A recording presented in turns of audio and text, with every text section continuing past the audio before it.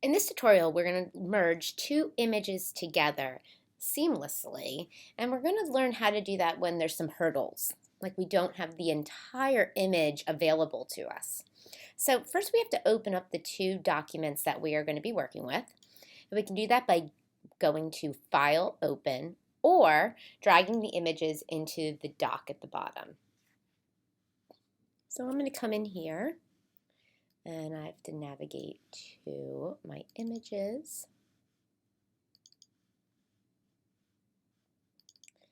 And I'm going to open up both the images.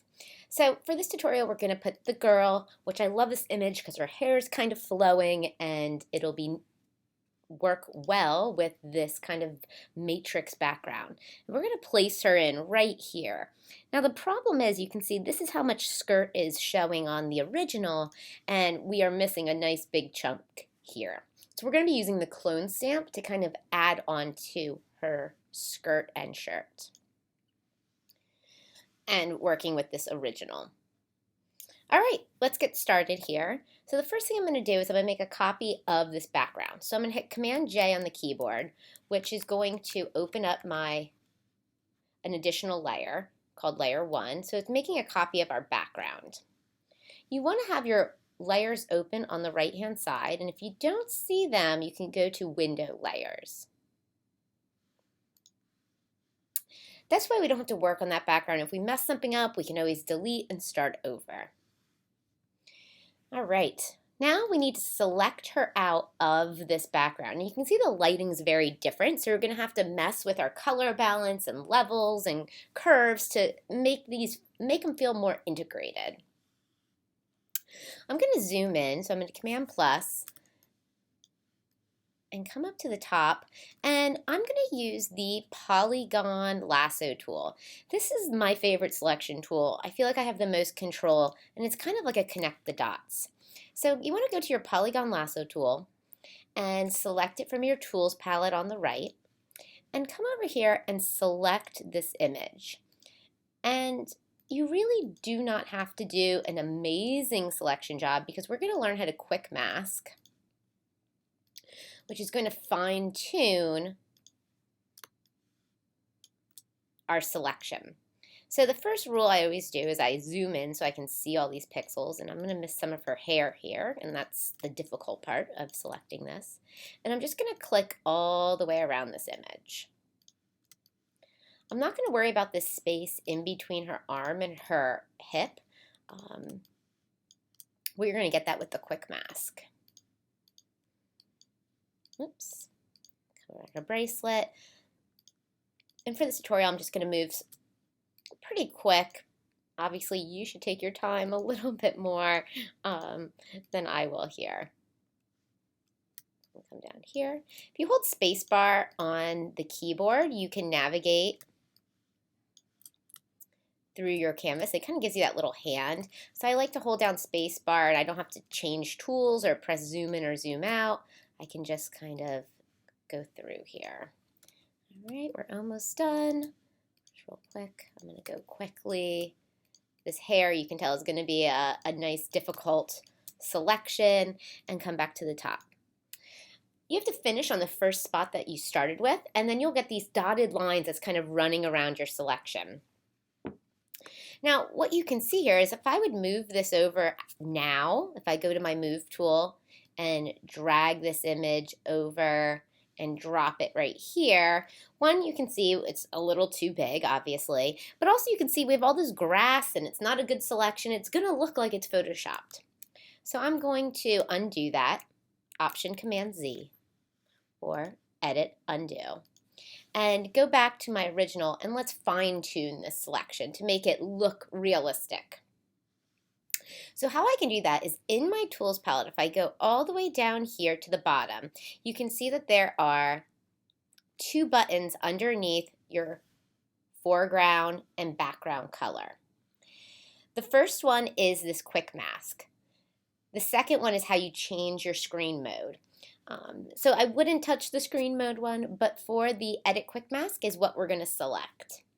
So if I click that button, this is like an on and off button.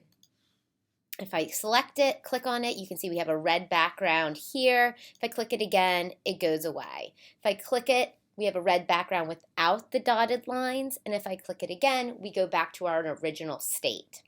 So I'm going to click that mask, and what it's showing here is everything that's red is going to be cut out, and everything that is in vivid color is going to remain. So I can come in here and fine tune this with my brush tool. So the shortcut for the brush tool is B on the keyboard, or I can come over to my tools palette and hit the paintbrush tool. This is how you would literally just paint in your composition normally. So I'm going to come over here and zoom in again, and I want to have my fine tune my brush size to be a size that's going to work. And I also probably want the hardness to be at 0% or 20% or 30%. What I don't want is 100%, where you can see we're going to get really stiff lines. It's not going to be feathered and soft edges. So I'm going to take that mask down to be, maybe 10% or 0%. Now what I can do is kind of paint in everything that I've missed. So I did pretty good here. You can see I usually like to go around the whole thing though, because it kind of softens the edges so it doesn't feel copy pasted. And then you get down here and you can see that we can see some of that grass. So I'm basically going to go in and change my brush size depending on the area. And some of this with this hair, you're probably going to have to get really small down to 3%. Now what you can see here is that I have on my foreground and background color, I have black select on the top is my foreground. Now, if black is on top, you are going to be subtracting from your image. So you can see it's adding additional red space. If I have white on top over here, I'm going to be adding. So I can paint this back in. So you can see that here. So you kind of want to subtract and add and get in between here as best as you possibly can so it looks like a realistic image. Now you're going to paint in this entire middle between her hip and her arm. So I'm going to make a bigger brush, maybe not that big, but enough that I'm not going to be here forever, and I can go in and paint this in. And again, for this video, so it's not 2 hours long, I'm going to hurry this up and kind of just do a, not the best selection in the world, but I'm going to make my brush smaller and come in here and fine tune it again. So I'm on my brush tool, I'm changing my brush size up here in my options panel, and I'm switching the color here, and I can switch it by hitting either this little arrow, which switches the color, or the shortcut to switch that is X on the keyboard. And I always use X because you can see that's a really quick way to switch colors without moving my mouse and saving time. Now, a majority of your time is going to be spent in here, getting in between these hairs and kind of to the best of your ability. Now, if you miss a little bit of green, luckily the image we're moving it to does have some wiggle room because it does have a greenish tint, but I would go in here and really, try to make the best selection as possible. So black on top subtracts from our selection, white on top will add. So I usually keep my finger on X and I just kind of go in here and paint everything in, changing my brush size when needed. You may even have to go down to 3 pixels and come in here. So on and so forth. So you would continue this process until everything looks the way that you like it. Then what I'm going to do is I'm going to come down here and I'm going to basically turn off the quick mask button by re-hitting that button. You need to go back to the dotted line moving. This is how you can actually move things and edit them. So I'm back to this, my selection's ready to go, and I'm going to go to my move tool. Now, noted before that the move tool which is kind of your home button. And it looks a tiny bit different in 2016, 2017. It just has that compass.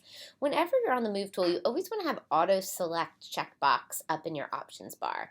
What this allows that whatever you click on, it will automatically select that layer. All right. So I'm on the Move tool.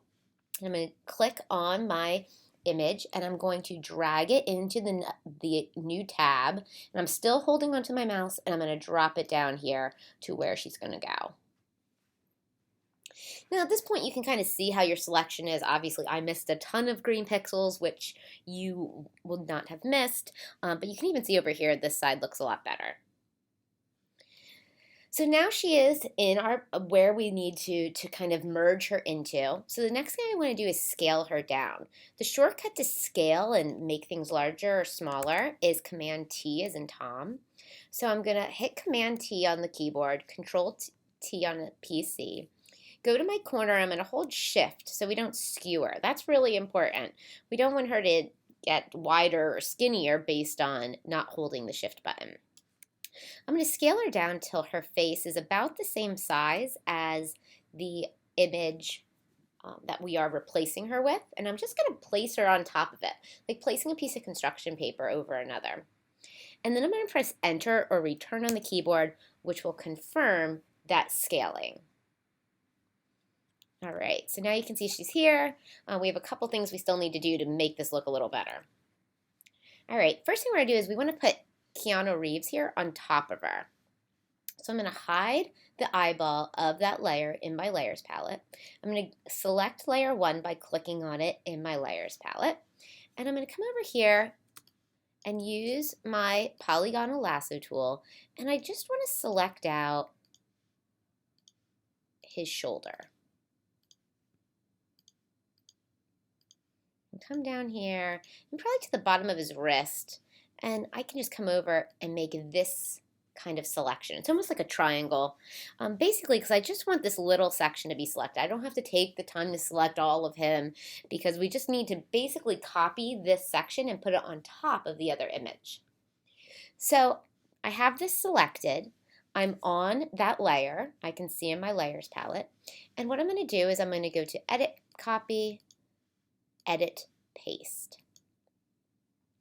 And what that did, if I look at my layers, is it made a new layer right on top of the other layer of just, oops, let me go back to my Move tool, of just the shoulder. So it copied and pasted it and placed it right on top of where it was. So I have his shoulder independent, and then I have the girl independent. I'm going to rename these layers so they make practical sense. And now what I can do is I can rearrange my layers to put the shoulder on top. So it'll go shoulder, then her, then our copied layer, and then our original background. What that does is now you can see that she's going to be able to move behind that shoulder. And I can place her in place. So now she's actually in position a little better. I might have to scale her down a tiny bit more. There we go. Looks good. So she's in place. Obviously, we have a couple more issues. We have to really recreate all of this here. And we have to hide this in between her arm and her hip. And we need to cut off her skirt here. And obviously, the coloring needs to be fixed. So first comes first, I'm going to come over and I'm going to just go to my rectangle tool. And I'm going to make sure black is my fill color. So if I'm on the rectangle tool, I can come up here to my options bar at the top. And I want to have a black fill and no stroke. So no stroke is that white box with the red line in it. What I'm going to do is I'm going to make a black box to cover up the bottom of her skirt. That's going to continue that line all the way across. And you can see here that in my layers now I have shoulder, rectangle, girl, layer 1, and then background. These layers you can rearrange if you wanted to change the hierarchy. All right. Now let's change the color of her to kind of blend in a little bit more. So I have to be on the layer that I want to change. So I'm on the girl layer, and I'm going to go up to my hue and saturation. I want to desaturate her a little bit because she's a little too bold of color. You can see all of them have a little bit more of a grayish tint. So I'm going to take down the saturation. And you can see already that we're kind of blending a little bit better. I'm also going to come and I'm going to adjust my levels to kind of make her a little darker, less midtones, because they're all a little bit more high contrast images. Adjust these as you need. And then lastly, I'm going to just change the color balance. And the color balance, I basically want to add a little bit more green to her to turn down that warmness. So if you add a little bit more green, you can see how you can blend the colors together. And she really does kind of feel that same color mode now. All right, now that our colors are good, we can come over here and we have to fix some of these problem areas. We're going to be using the clone stamp tool. The clone stamp tool looks like a stamp. It's in the toolbar. If you have two columns, it's on the left-hand side. And the clone stamp tool is a mini copy paste. Now I want to be on my layer 1. And I want to basically clone out the space in the middle here. So I want to kind of pick up some of his purple suit and paste it on top of that to kind of hide this arm. So I'm on layer 1, I'm on my clone stamp. I'm going to make my brush a little bit smaller to kind of fit this area nicely. How this tool works is if you hold down Option, you get a target. It looks like a little target, like a little X. If I Option click, I can pick up these layers. So I'm Option clicking, I picked up this nice purple. I take my hand off Option, and I'm just going to regular click in this area. And I'm just going to click a couple times, and you can see how that's going to fill it in with that purple suit. And since we have her on top, you can see here, it's just kind of overlapping that image. Now I basically want to do the same thing over here with her shirt. So I want to go to the layer now of the girl, because that's what I want to copy paste. And I want to come over here, and this is a little bit trickier. You know, you want to come in here and pick up some of her shirt and paste it over. Pick up some more of her shirt and paste it over. And you don't want to pick, you want to keep picking up Option click, regular click. Option click, regular click. You may have to move her over a little bit more so we don't have to, you know, reformat her. She's kind of like her hips popping out a little bit, which is helpful. And then we're going to do the same thing with the skirt. So I'm going to paste over the skirt. You can see how I'm going to Option click on the pink skirt and then paste it over. Option click on the skirt and paste it over. And you kind of want to do this several times and maybe even use the paintbrush to paint in some areas because you want to make it look like it is as realistic as possible. Okay, there we go. So we can see there, we might have to go back and fix some of these bumps and lumps. This is all done with the clone stamp tool. And I would take my time and go through. Move this black rectangle over. And then I'll finish up the shirt. And again, you can take a little bit more time. Oops. Make sure you're on the right layer. So I'm on the girl, and I'm going to click some of the shirt and paste it down. I'm going to click right here where the shirt meets the skirt in hopes that we can kind of get a little roll there. That looks perfect. And come up here. Almost done. Now if I zoom out, you can see we kind of fixed that shirt a little bit there. I might have to change the angle of her, maybe rotate her. So if you wanted to rotate the image, you want to be on the girl and Command T. That's how we can scale things up and down, but we can also rotate. So I can kind of rotate her so she is still hiding that woman. And we can clean up that image just a tiny bit. We can see how good that looks. I have a couple more to clean up in between here. So I'm going to go to my clone stamp again, pick up some of the purple suit from layer 1, and paste it right here. Perfect. So with a little trial and error, we really want to master here the clone stamp as well as the quick mask tool to make an image that looks like it could be that it was shot the correct way the first time and not photoshopped in some way. All right, now I want to save this as a JPEG. So I'm going to go to File, Export, Save for Web. I'm going to make sure this says JPEG. I'm going to make it high quality so we can see all our detail. And I'm going to save this to my desktop and then upload it to D2L.